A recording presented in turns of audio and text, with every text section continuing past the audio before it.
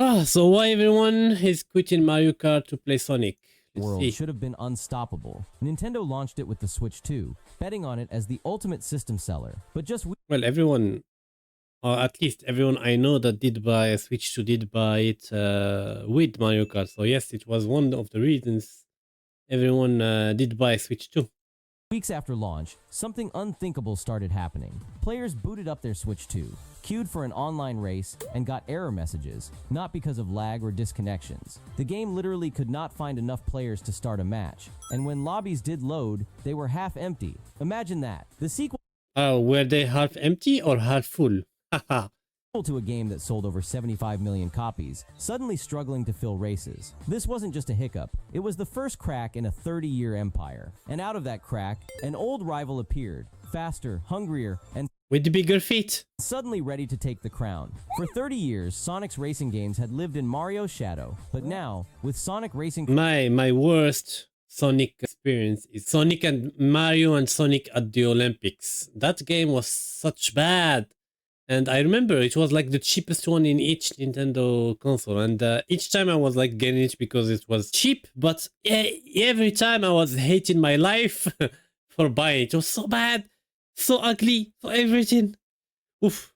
Cross Worlds, fans are saying something no one expected to hear. This is actually more fun than Mario Kart. The game is blowing up on Steam charts. It's going viral on social media, with funny moments and crazy crossover characters like Hatsune Miku. Live streams are getting thousands of viewers, and most important of all, unlike with Mario, players are just having a ton of fun. So how did the unshakable Mario Kart lose its grip? And why are people quitting for Sonic of all things? I'm Mr. Fascinating, and that's what we'll try to understand today. Mario Kart World Only Shoko like this type of games.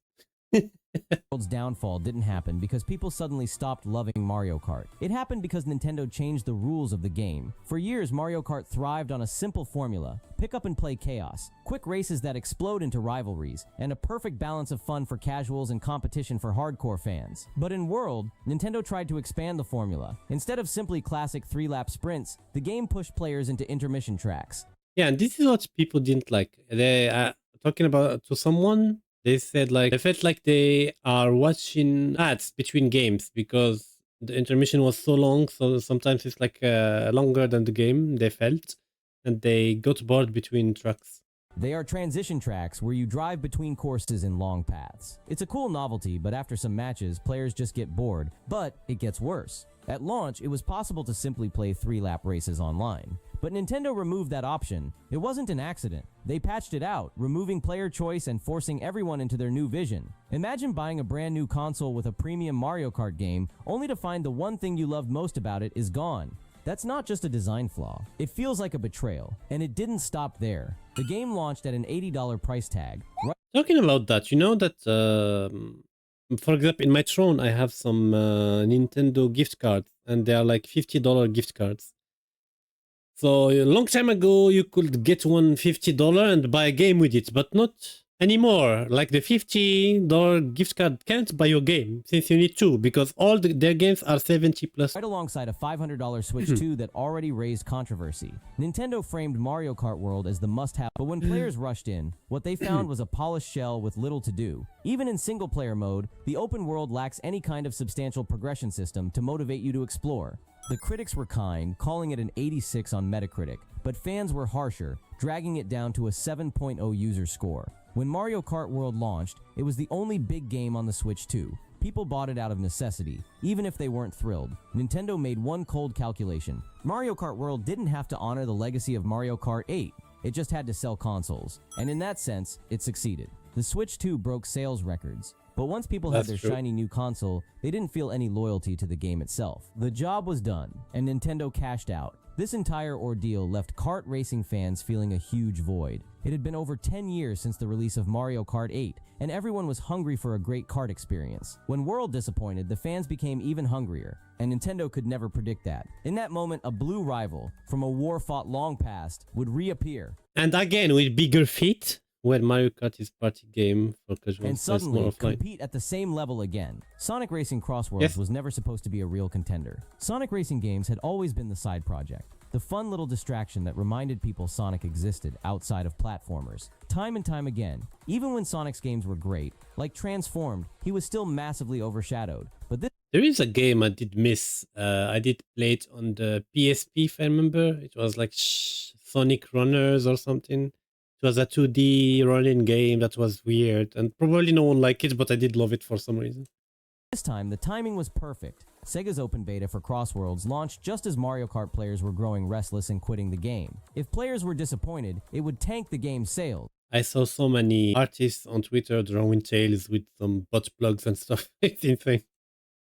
But what players found was shocking. Instead of long, bloated open-world routes, Crossworlds doubled down on pure arcade chaos. Tight tracks, wild speed, deep customization that lets you express skill and creativity Sonic on a shark mobile. in ways Mario Kart World never allowed. It was everything Nintendo had abandoned, wrapped in a package that felt new without losing the heart of what made kart racing addictive in the first place. Crossworlds didn't try to be bigger than Mario Kart World. It went the opposite direction, creating a condensed, high-energy addictive spectacle, and the fans noticed. Streams of the beta pulled massive numbers on Twitch. Influencers began saying it outright. They were having more fun with Sonic Racing Crossworlds than Mario Kart World. That's not just surprising, it's justified. Because this time around, Sonic really is more fun than I do watch Kurai streaming the game way too much, and I really like it. I also think I will about getting it someday. But I feel like people that play it aren't playing just because like they are anti Mario or something. But the game is fun, like, and it looked good. Mario.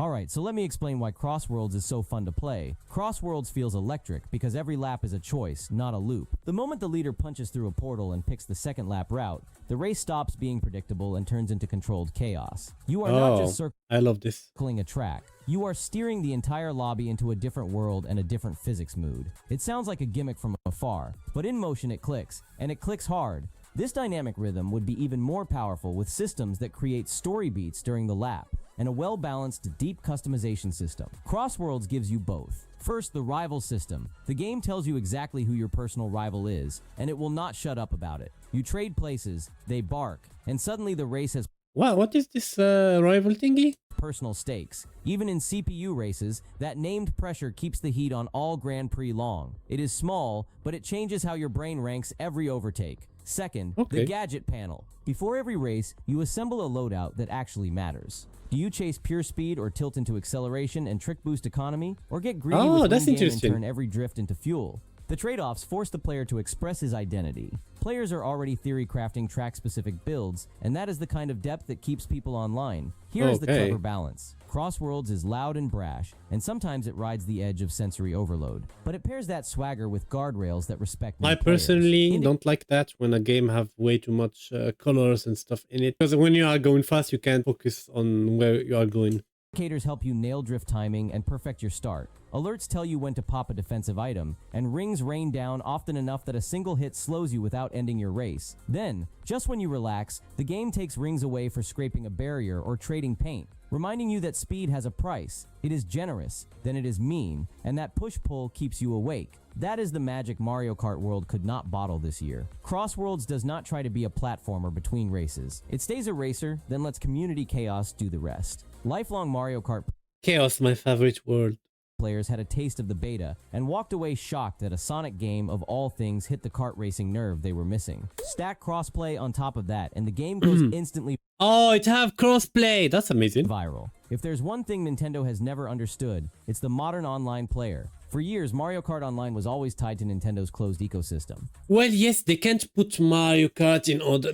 I mean, this don't make sense. Like Mario Kart can't be cross-platform since it's only on one platform, and it should stay in one platform. If you have Mario Kart in PlayStation or Xbox, even if Xbox will probably disappear, big L for them. Even if it's my favorite console. Anyway, no one will buy the Switch because the Switch is like less powerful than everything else. So if they take off Mario Kart from the Switch, everyone will buy it, for example, on PlayStation that is more powerful, and no one will buy the Switch. And they are doing all this, witchcraft stuff to sell more Switches. You had to play on their servers, on their terms, with I saw like the drama about the new amiibos. They are over expensive, and it's true.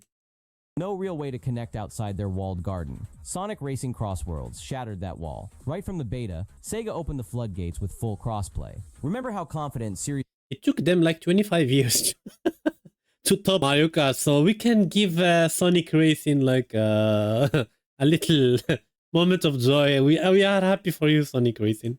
Producer Takashi Iizuka was when he announced crossplay. Also, unlike another kart racing game, this game will have online cross-platform matchmaking. That was back when everyone was still clowning on Crossworlds, when only me and like 2 other people were defending the game. But he already knew he was cooking. With crossplay, it doesn't matter if you are on PC, PlayStation, Xbox, or even the Switch itself. You can queue with anyone. And suddenly, That's wonderful. lobbies aren't empty. They are bursting with people. Every match feels alive, unpredictable, and full of personalities. That alone gave Sonic a massive edge. This made fans who dropped Mario Kart World invite their entire friend groups to spend hours grinding Crossworlds. The energy was contagious. Sonic has always been the underdog. The console wars were decades ago, but even in the present day, Sega keeps saying they want Sonic to catch up with Mario. And for fans, that dynamic became part of the identity. Rooting for Sonic means rooting for rebellion, for a character who isn't supposed to win, but fights anyway. So when Crossworlds pulls ahead in internet fandom and acclaim, it feels almost like a bug in the Matrix, but it also felt I feel like they did take everything that gamers like, they put it in one simple game, and we're like, okay, it's our chance to shine, and it did shine. So I'm happy for them. inevitable. Think about it. Nintendo gave people an $80 disappointment. Sega gave people a free beta that was actually fun. One company felt arrogant, the other felt hungry. One treated players like wallets, the other like fans. Which one would you choose? Every fan noticed Nintendo cared more about selling the Switch 2 than keeping the Mario Kart legacy alive. I think it's good that there will be competition between the games, because that can make them push each other to improve. Yes, we can see it, like with Mario Kart being on the top kart racing for years. They felt like untouchable, and they were like, you know what? We don't need to improve. Like, let's compare Mario Kart 8 with the World. There's a lot of new things, but they didn't think all the way out with the new improvements. They were like, okay, we will add this and that's it. While for Sonic, they completely changed the game from last one, and they added a lot of things to make like everyone not addicted but want to play more and grind the game. And if Kirby is also very good and give Mario Kart like a tight competition for the next one, they will improve a lot of things, because they know they are not the top kart. They will be the top kart game for a while, but they will be like, okay, there is other games that step in our platform, so we need to improve our game a lot to like stay the number one. Sega didn't have to dethrone Mario Kart with a perfect game. They just had to show up with something that respected the player's time. Maybe Mario Kart World will recover with updates. Maybe Nintendo will patch back the option to not play intermissions, add new tracks, and rebuild trust. They have the resources, they have the power, but even if they fix the game tomorrow, one truth can't be erased. For the first time in 30 years, even if only for a fleeting moment, Sonic Racing isn't just alive, it's winning. Click the video appearing on It's just not winning. It's like winning by a lot for the first time. After like 30 years, finally someone prefers Sonic racing game over Mario, and that's a big win. Anyway, thank you everyone for watching. Don't forget to subscribe. Tell me your opinions about both games in the comments, and see you all next time. Bye-bye.